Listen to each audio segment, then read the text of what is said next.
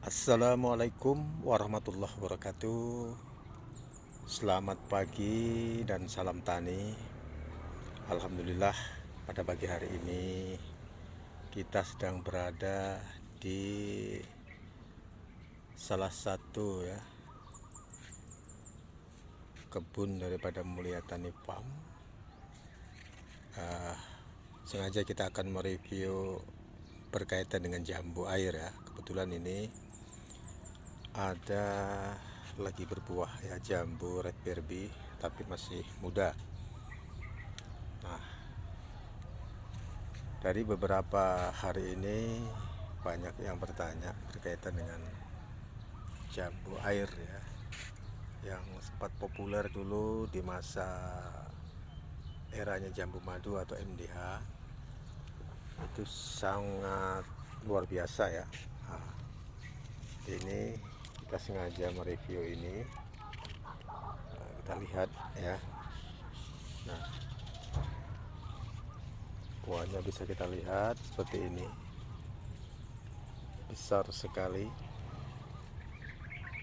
Nah, pertanyaannya, bagaimana sih bisa mempunyai jambu seperti ini ya? Nah, ini yang akan kita bahas sedikit.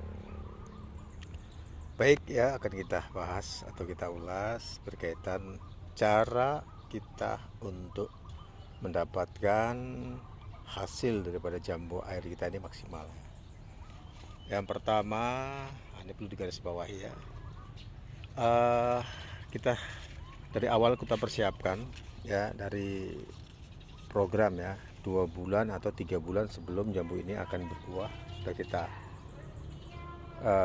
siapkan apa yang harus dan wajib asupan yang akan kita berikan kepada jambu kita supaya maksimal ya. Dengan adanya persiapan dari awal itu tentu gak ada alasan lagi untuk tidak berhasil ya. Nah, contohnya seperti ini nih ya, bisa dilihat ini. Ini sangat besar sekali. Ini ya, ini luar biasa ya. Nah, ini tip yang pertama, pupuk ya. Nah, tentunya 2 bulan sebelum dibungakan kita pupuk dengan kandungan P dengan K yang agak tinggi, tapi ingat perbandingannya 3:1. 3 untuk P nya, 1 untuk K nya ya. Nah, ini perlu digarisbawahi. Setelah kita kasih pupuk ya, 1 bulan setelahnya atau interval 1 bulan, kita pupuk sekali lagi, yaitu dengan masih tetap kita menggunakan P dengan K, tapi juga kita masukkan juga kalsium ya, kandungan kalsium dan Mg ya. Ini supaya berkaitan dengan dagingnya ini supaya lebih renyah, lebih keras dan lebih manis ya. Nah, itu fungsinya. Nah, ketika sudah mulai muncul bunga jarum ya, bunga yang masih kecil-kecil, maka jangan lupa kita untuk melindunginya dari serangan hama.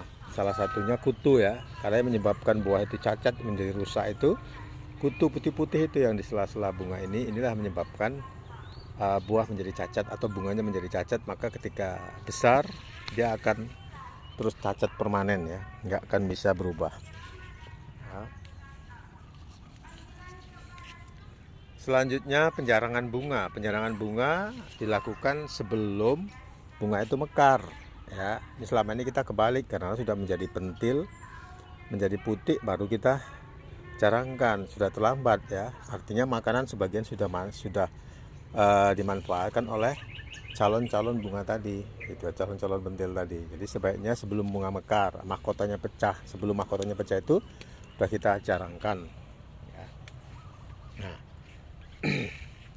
setelah pecah bunga, maka kita masih jarangkan lagi. Target kita mau buat grade apa ya. Kalau kita mau buat grade A seperti ini ya, ini grade A ya. Ini gede banget ini. Nah, kita cukup paling banyak satu tangkai ini 3 ya, 3 buah atau 2 ya. Makanya ternyata kita buat 2, 3 ya. Ini bisa dilihat ya, 3 3-2 rata-rata.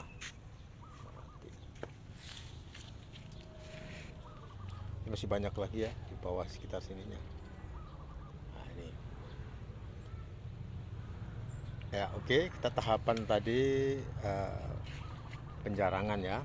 Nah, kalau sudah masanya pecah mahkota, pecah bunga ya, saat kapan sih dibungkus supaya tidak disengat lalat buah ya, karena kan hama terbesar jambu ini lalat buah ya, luar biasa ya jambu lalat buah.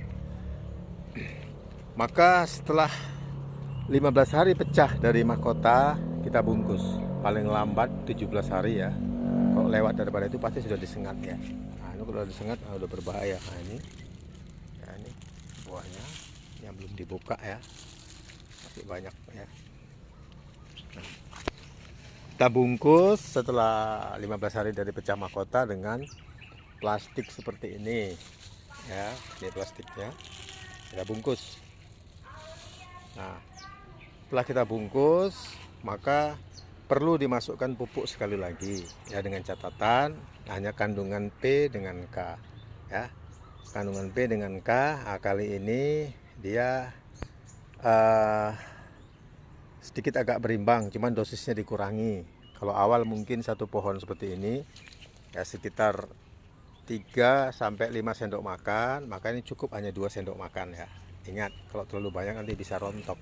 Nah, itu fungsinya untuk lebih memaniskan ya.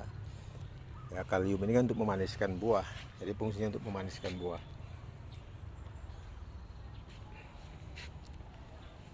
Nah, selanjutnya penyiraman juga tidak boleh lagi kering. Dia tidak boleh kering. Kalau kering dia langsung rontok. Ya, maka itu siramlah secukupnya, jangan terlalu berlebih. Ya, secukupnya. Seperti ini cukup hanya sekitar 5-6 liter ya. Boleh pagi, boleh siang, atau boleh sore kok siang. Boleh pagi, boleh sore. Nah, selanjutnya udah tinggal nunggu besar dan seperti inilah ya, bisa kita lihat saatnya untuk panen ya. Maka kita akan panen dengan maksimal. Ini contoh kita petik satu ya. Dan buah maksimal kita petik. Nah, ini bisa dilihat ya. Nah, inilah buah yang kita petik ya, hasil daripada program daripada pasca panen ataupun dalam kita membudidayakan jambu. Maka perlu ada persiapan dari awal supaya hasilnya maksimal ya. Tidak hanya pada jambu ya, semua ya, karena di sini juga kita ada berbagai varian jambu ya. Ini semua ini berbeda-beda semua. Dan walau selama ini mungkin jambu ini kurang diperhatikan, maka dia juga tidak maksimal. Tapi ketika kita betul-betul diprogram, maka dia buahnya maksimal ya. Budidaya itu tergantung daripada program ataupun cara untuk membudidayakan dengan baik dan benar. Nah, saya kira hanya ini, lebih kurang saya mohon maaf ya. Wassalamualaikum warahmatullahi wabarakatuh.